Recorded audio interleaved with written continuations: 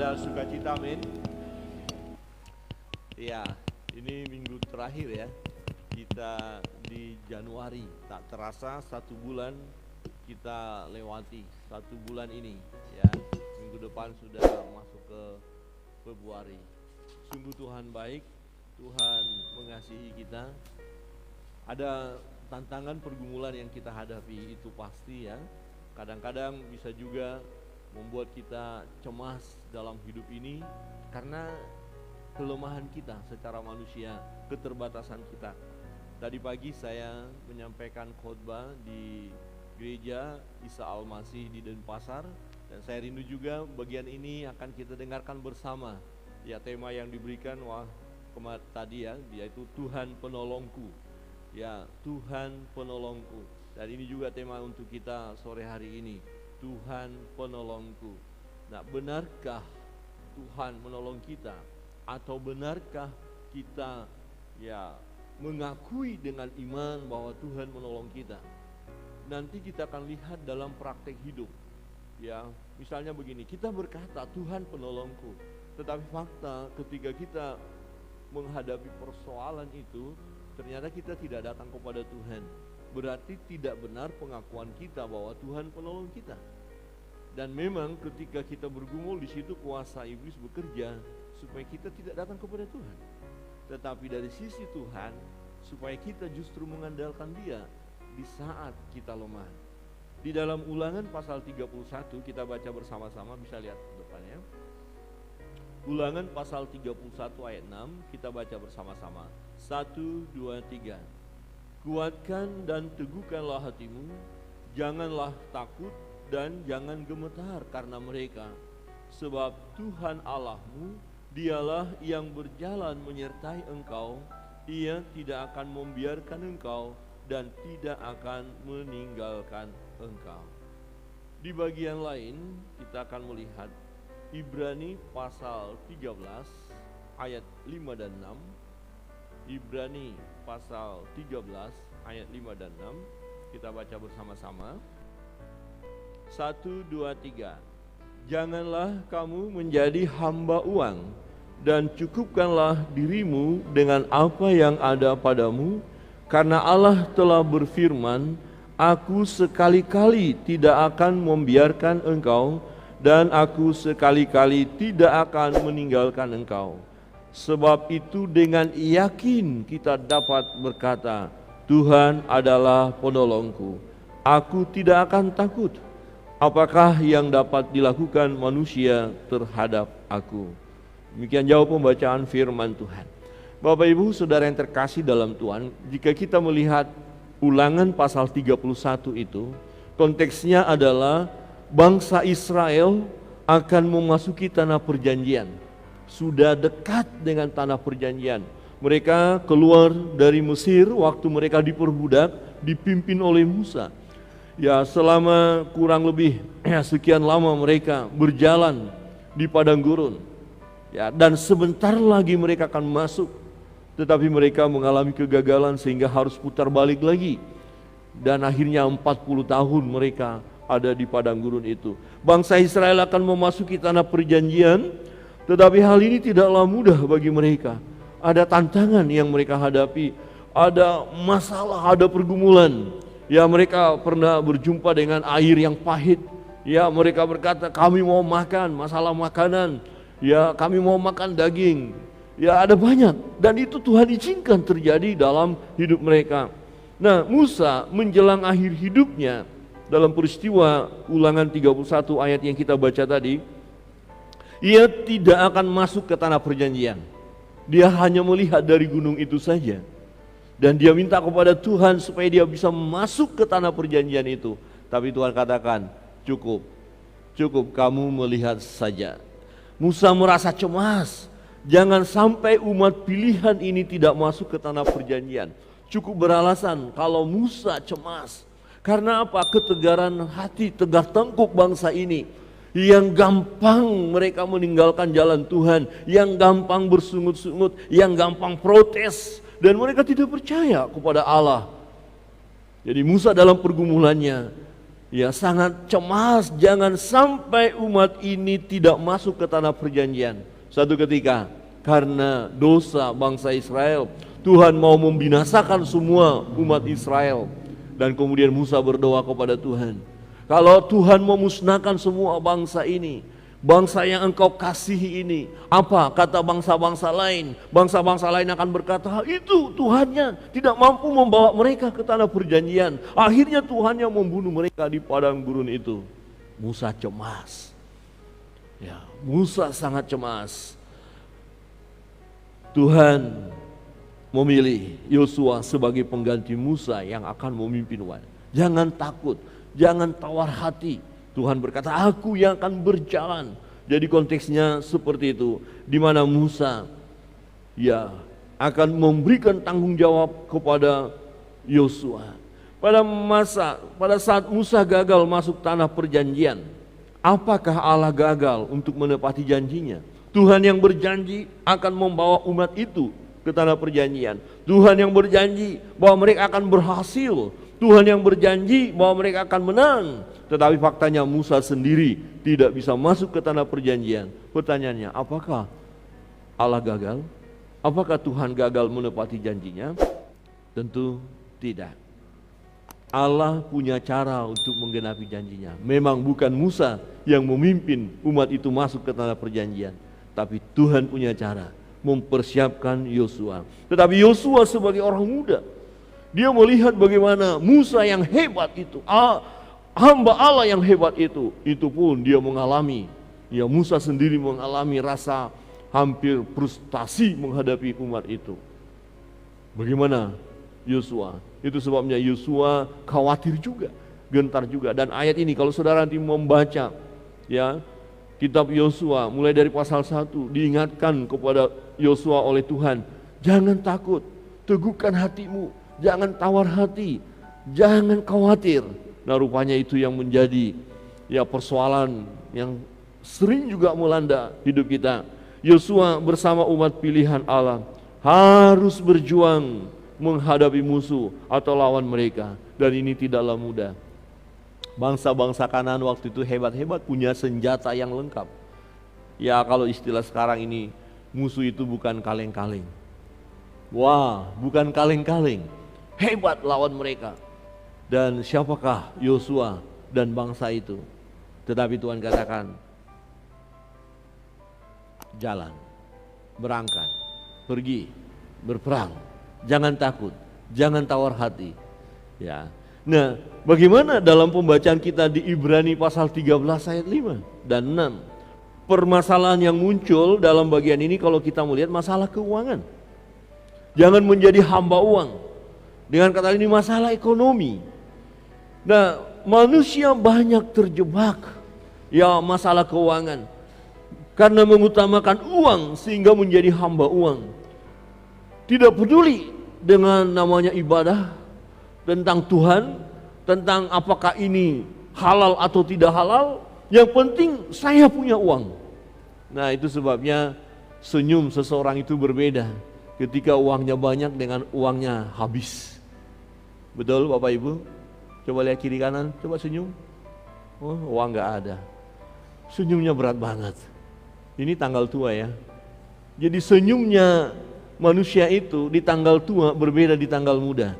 Kalau baru gajian senyumnya, wow. Halo bro, apa kabar? Baik, ayo makan bakso. Itu baru gajian, ayo. Wajahnya itu loh senang ya. Saya lihat sini wajahnya kok tegang banget ya. Ini sudah nggak dikasih kasbon ya. Uang sudah menipis ya. Ya masalah uang. Ya ada banyak orang, ya apa yang ini harus dibayar, itu harus dibayar.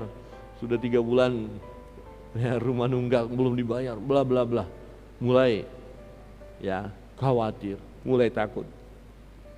Nah, keuangan membuat manusia khawatir, cemas, dan juga sampai mengalami depresi. Bahkan ada yang bunuh diri. Ada, lihat baik bangsa Israel, pembacaan kita tadi, ada ketakutan, ada kecemasan. Dan di dalam Ibrani masalah keuangan. Jadi artinya adalah dalam perjalanan hidup kita, Ya, kita pun tidak luput dari berbagai persoalan. Masa depan kita mulai berpikir, kira-kira masa depan saya bagaimana? Apakah masa depan saya ini hancur berantakan? Masih ada harapan? Tidak. Nah, orang tua mulai memikirkan masa depan anak-anaknya.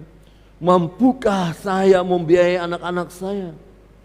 Baik masalah ekonomi membuat manusia mulai khawatir, takut. Ya, sering sekali kita mendengar, waspada, ini masa-masa sulit di depan kita. Persiapkan diri untuk menghadapi krisis ekonomi, krisis moneter. Ada masalah kesehatan, ya, sakit yang terus menyerang tidak sembuh-sembuh. Manusia mulai khawatir, mulai cemas, mulai merasa sepertinya ya hidup ini gak ada artinya deh. Sepertinya hidup ini susah. Lebih baik mati saja. Maka angka bunuh diri pun meningkat. Saudara yang terkasih dalam Tuhan, ada berbagai masalah. Masalah rumah tangga, masalah kita dalam pelayanan, ya. Ini juga masalah. Nah, saya lihat di sana, saya pikir Bapak Ibu bisa baca. Ternyata ini sudah innalillahi wa inna ilaihi rajiun. Sudah selesai dia. Ini masalah. Ya. Masalahnya dia tidak kuat lagi. Ini masalah waktu. Jadi lampu ini kekuatannya terbatas. Ya, LCD ini.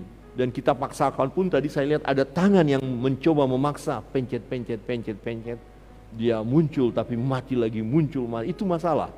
Tapi masalah ini bisa diselesaikan. Ada amin? Ada amin? Coba lihat kiri kanan. Apa masalahmu? Pasti bisa diselesaikan.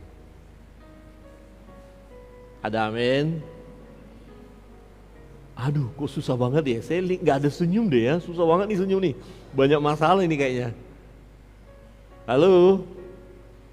Sekali lagi coba lihat kiri kanan dan apapun masalahmu bisa diselesaikan. Katakan kiri kanan dengan keyakinan yang teguh. Jangan ragu-ragu. Ya, masalah kita banyak. Nah, dan secara manusia kita lemah dan tidak mampu menghadapi semua persoalan itu. Secara manusia. Ya, mungkin kita berkata saya punya pikiran yang hebat. Tapi pikiran kita terbatas. Saya punya tenaga yang hebat, kuat, tapi kekuatan kita terbatas. Mungkin kita berkata, saya punya keuangan yang kuat, keuangan kita sangat terbatas. Apapun yang ada pada kita sesungguhnya, kita secara manusia lemah sekali ketika diperhadapkan dengan berbagai persoalan dalam hidup ini. Untuk itu, kita membutuhkan Tuhan sebagai penolong, bukan yang lain. Tapi banyak orang yang mencari pertolongan, bukan datang kepada Tuhan.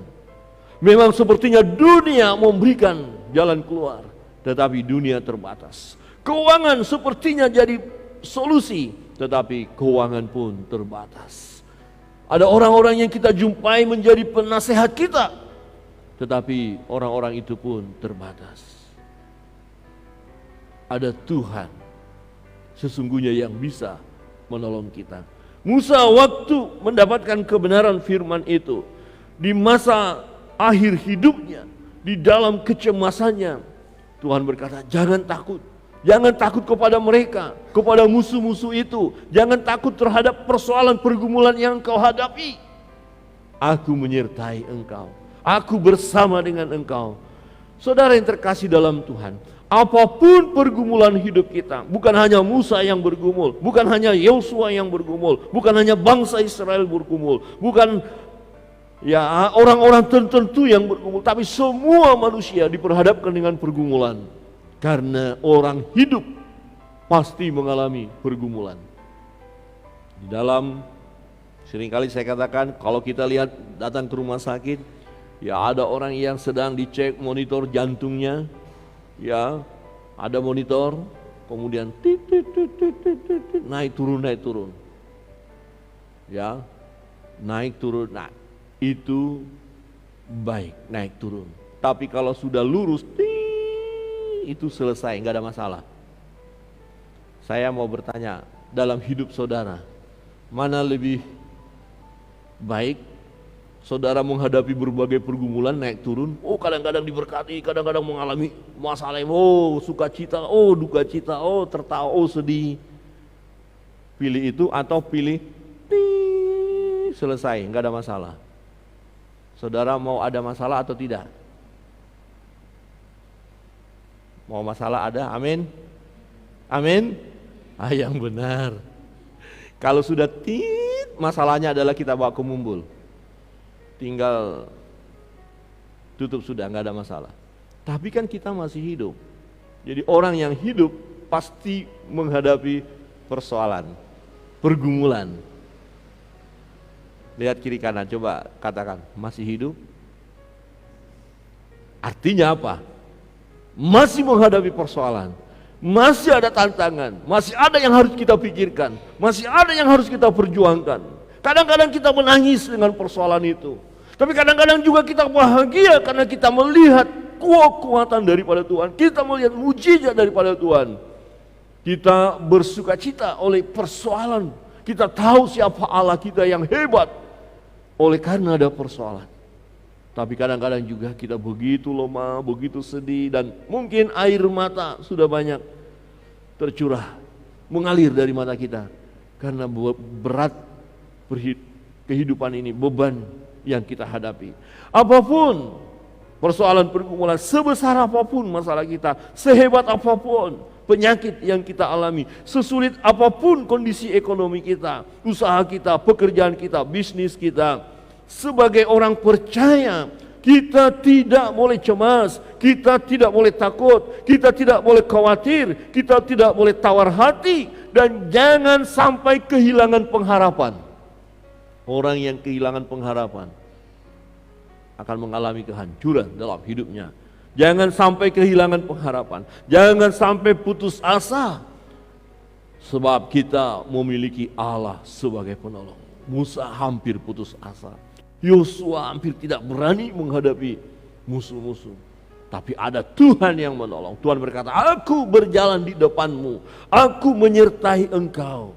Ada orang yang bergumul mengenai keuangan, tapi firman Tuhan katakan, jangan menjadi hamba uang, cukupkan apa yang ada padamu. Loh, kurang Tuhan, betul kurang, tapi Tuhan mampu menolong, Tuhan mampu memberkati.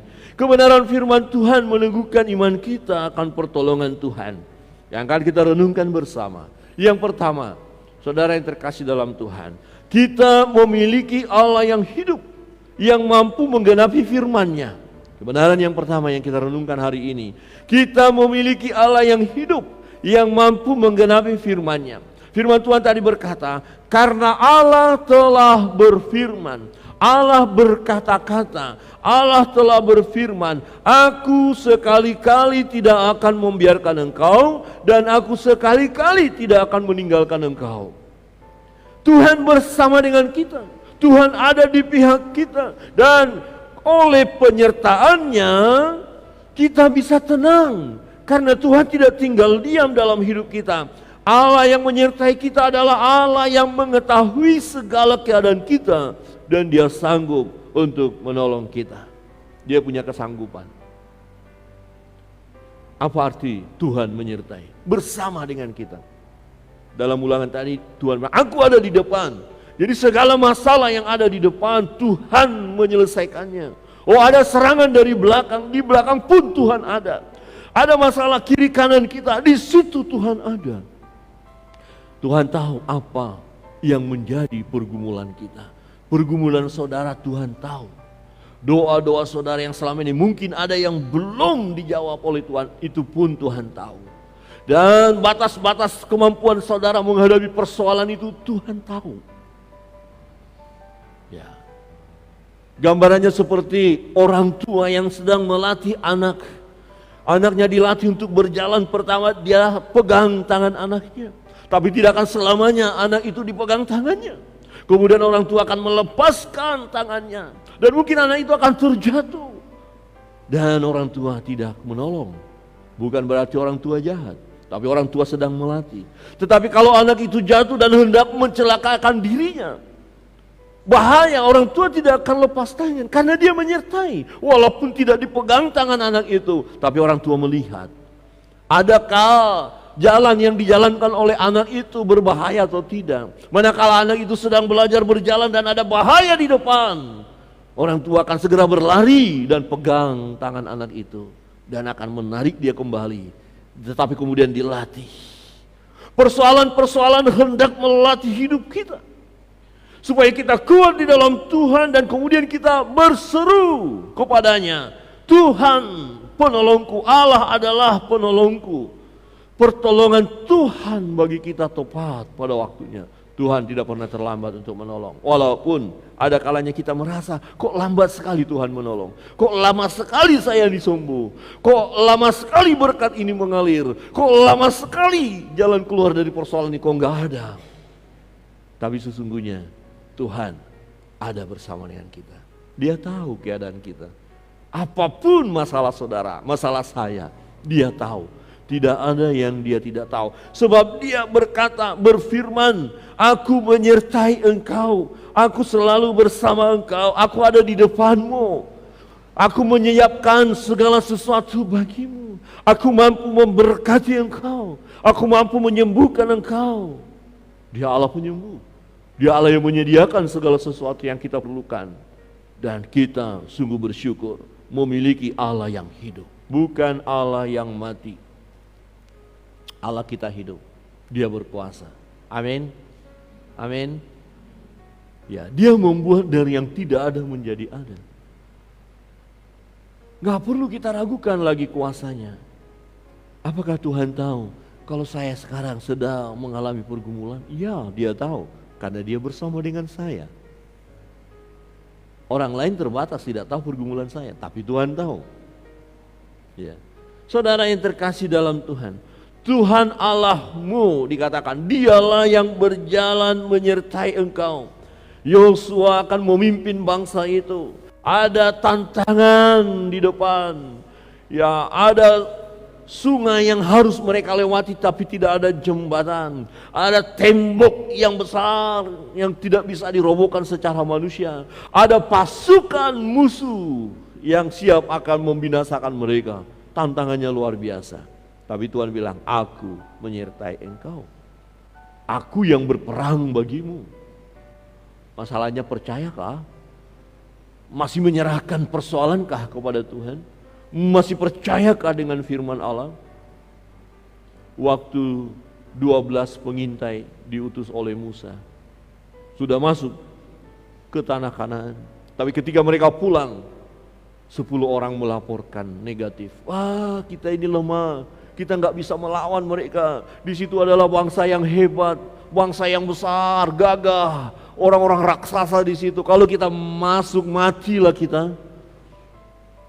Mereka menangis. Kenapa Musa engkau bawa kami ke sini? Tapi Yosua kali berkata, tidak. Tuhan sudah berkata musuh itu akan kita kalahkan. Tapi faktanya bangsa itu lebih mendengar suara yang 10 orang yang tak beriman itu. Dan akhirnya mereka tidak bisa masuk. Angkatan itu tidak bisa masuk. Allah memiliki kekuatan untuk menolong kita. Tapi kita yang seringkali mulai ragu-ragu dan mulai berpikir, Tuhan, bagaimana caramu menolong aku? Kira-kira bagaimana ya? Kira-kira dari mana pertolongan ini ya? Itu bukan bagian kita. Nggak usah berpikir, kira-kira cara Tuhan bagaimana menolong saya? Itu bukan urusan kita. Urusan kita adalah aku percaya bahwa Tuhan penolongku, Dia punya kuasa, mujizatnya masih ada, masih terjadi sampai sekarang. Ya dan amin. Allah memiliki kekuatan untuk menolong kita. Jangan pernah ragukan kekuatannya. Tetapi persoalan seringkali memang ada yang datang terus menerus. Sudah selesai persoalan pertama, datang lagi berikut.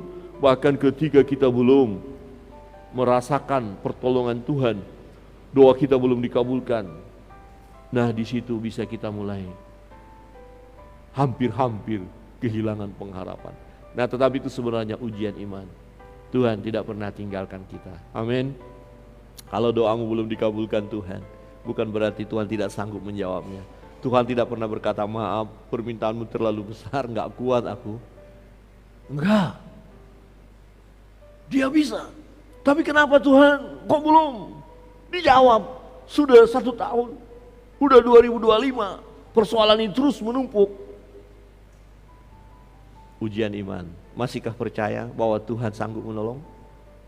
Dan kita mau berkata, aku tahu Tuhan sanggup menolong.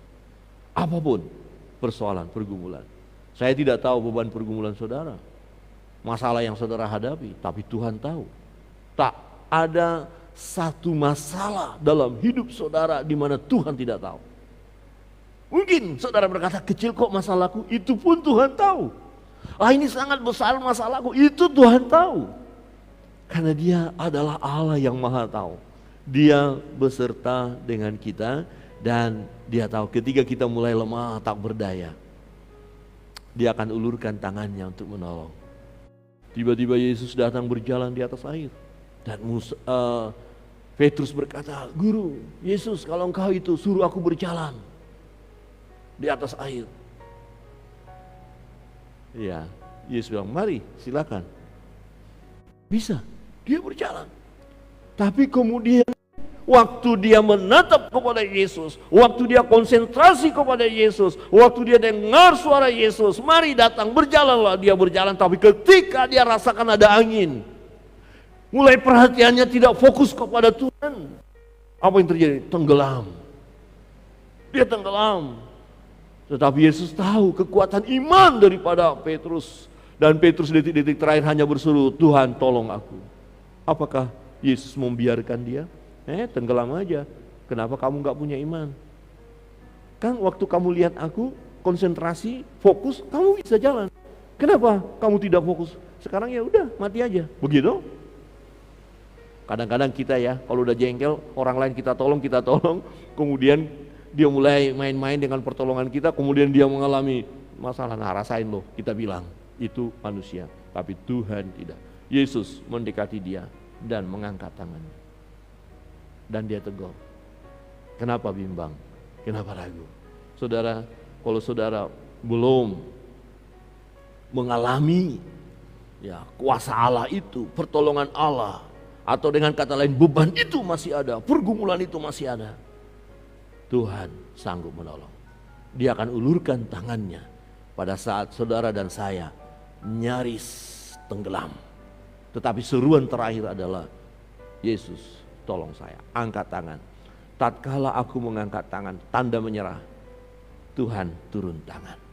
Saudara, kebenaran yang kedua, kita harus menghadapi segala persoalan atau pergumulan hidup ini, jangan menyerah.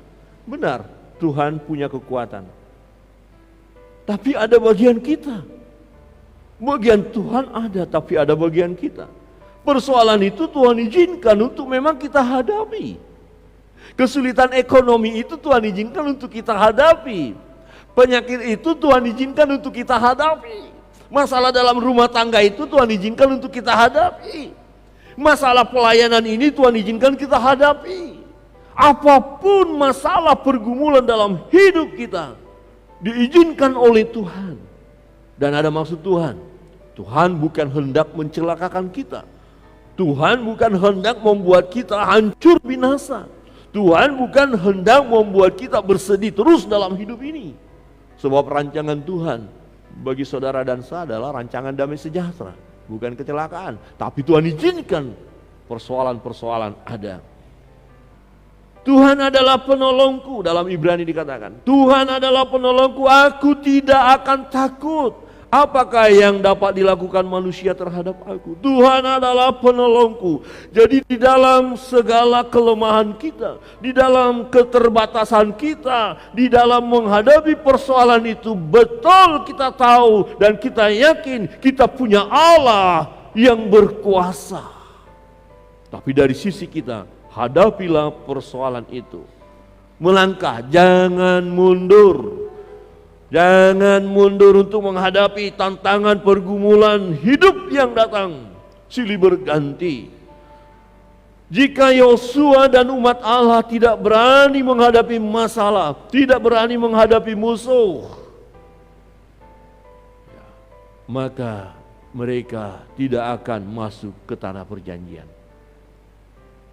Tetapi ketika Tuhan berkata, aku berjalan di depan, melangkahlah, maka mereka melangkah.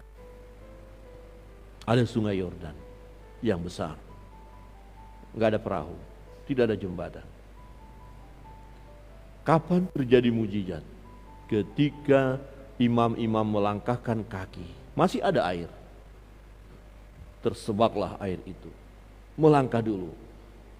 Ketika menghadapi tembok Yeriko yang besar itu, secara manusia mereka tidak akan bisa menghancurkannya.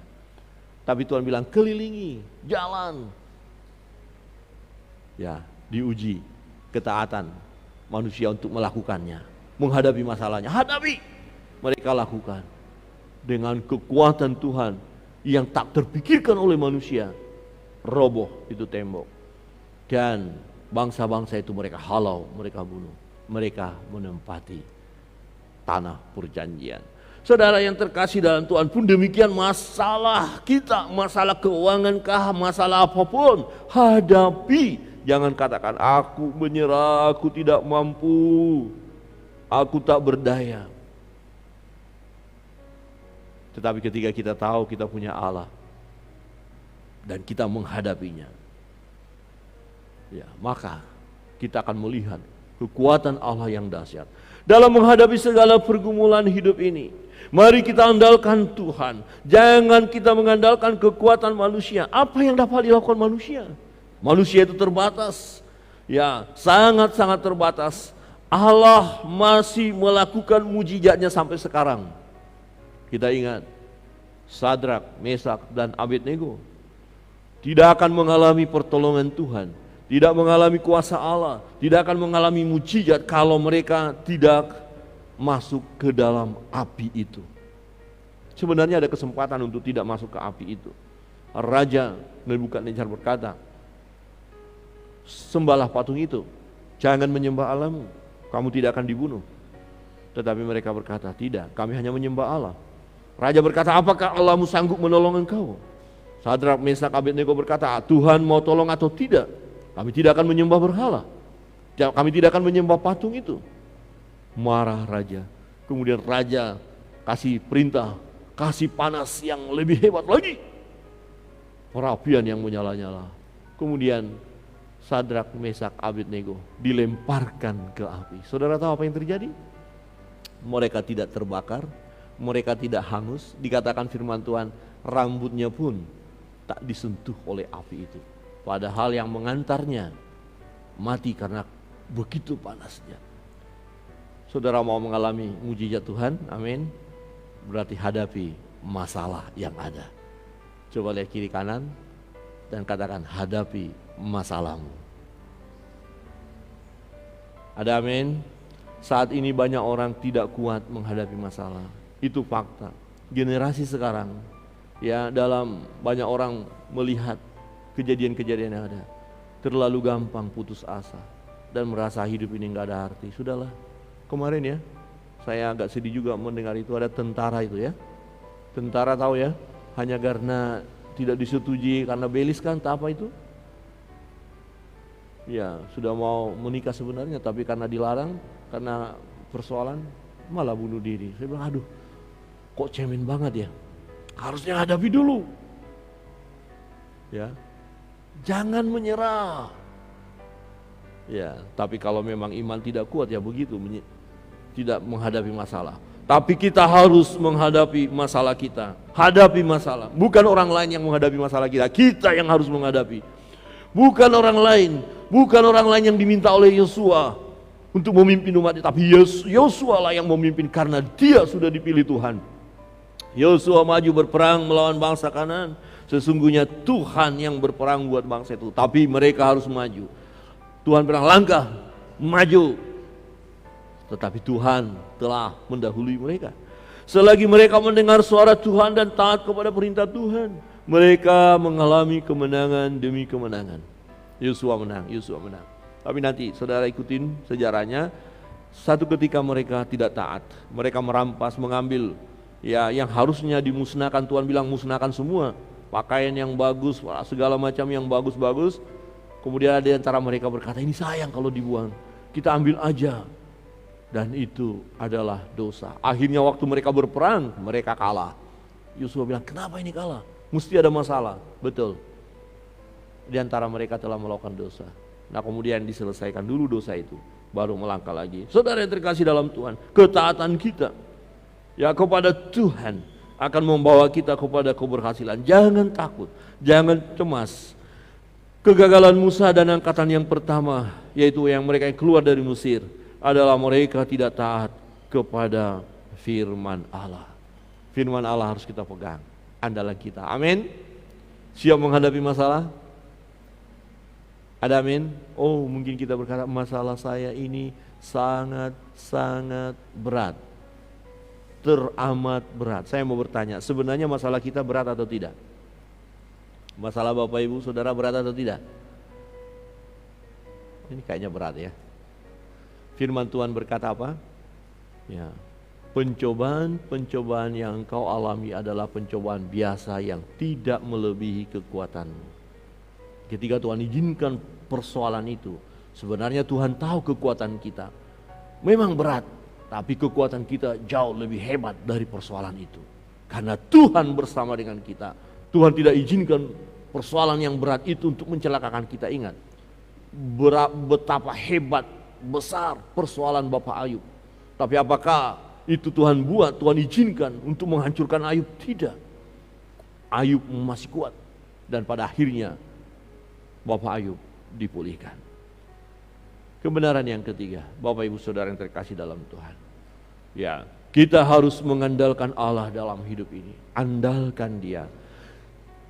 Ya, dalam firman Tuhan katakan tadi, janganlah kamu menjadi hamba uang dan cukupkanlah dirimu dengan apa yang ada padamu. Loh, ya kalau saya punya banyak, oke, tidak masalah. Tapi cukupkan, ini serba menipis. Serba susah, serba pas-pasan, uang kita pas-pasan. Ya kira-kira uang saya 10.000, tapi saya butuh 20.000, dan Tuhan kata cukupkan dirimu dengan apa yang ada padamu, bersyukur dengan 10.000. Loh, bagaimana Tuhan, saya butuh 10.000 lagi karena saya membutuhkan uang 20.000, tapi saya punya 10.000, yang 10.000 dari mana? Tuhan bilang cukupkan. Nah terus yang 10.000 dari mana?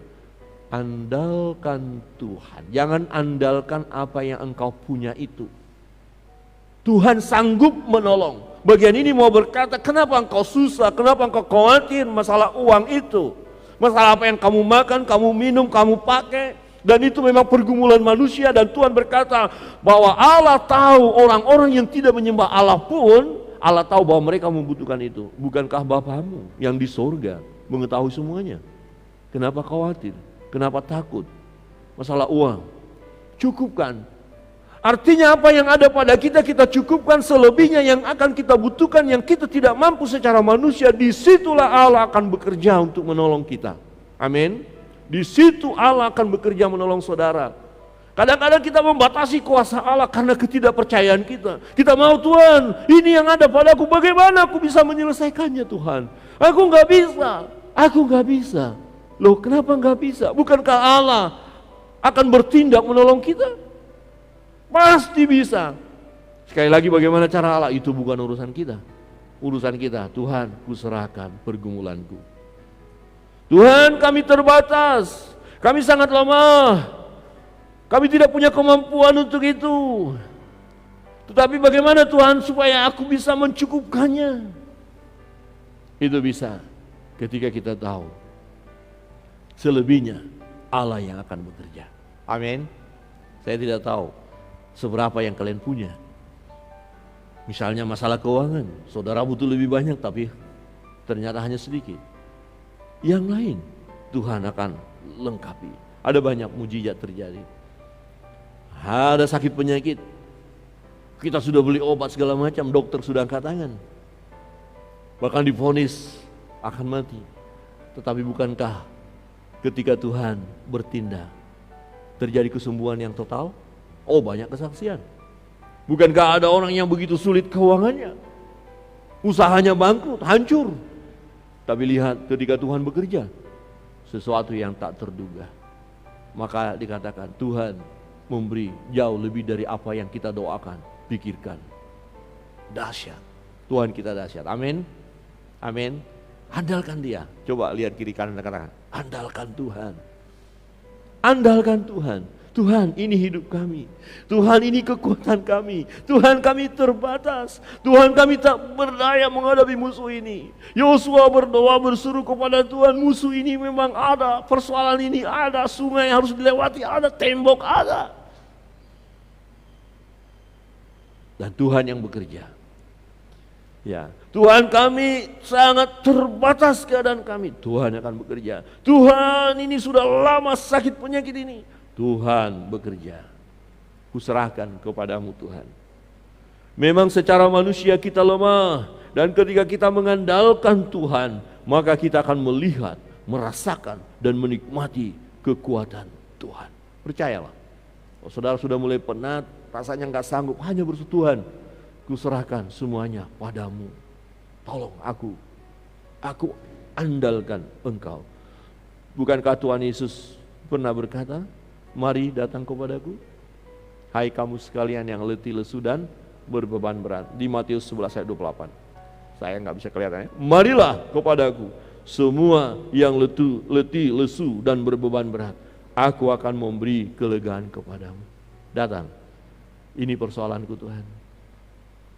Ini masalahku Tuhan. Ini keadaanku Tuhan. Ini tantangan yang kuhadapi. Kuserahkan kepadamu. Saat kita mengangkat tangan, Tuhan menurunkan tangannya untuk menolong. Kadang-kadang kita yang merasa begitu hebat, kita tidak datang kepada Tuhan membawa beban kita. Kita anggap kita hebat, kuat, tapi faktanya adalah kita lemah, kita terbatas.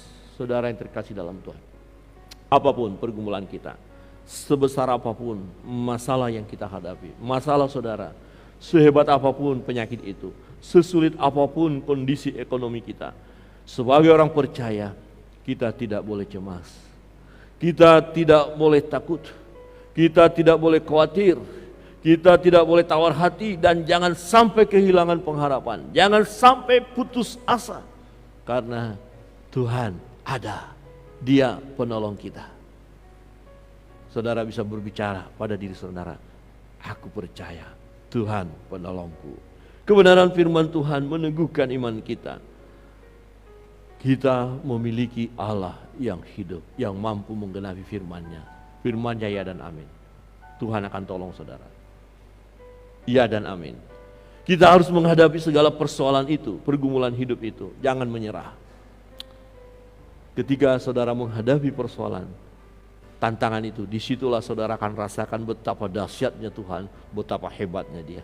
Yang tadi kita pikirkan tidak akan bisa terselesaikan, ternyata Tuhan bisa menyelesaikan bagi kita. Kita yang mengerjakannya, tapi Tuhan yang menolong kita dengan caranya. Dan kita harus terus mengandalkan Tuhan dalam hidup ini. Kita tunduk kepala, sejenak kita berdoa di hadapan Tuhan. Semua dengan sikap doa.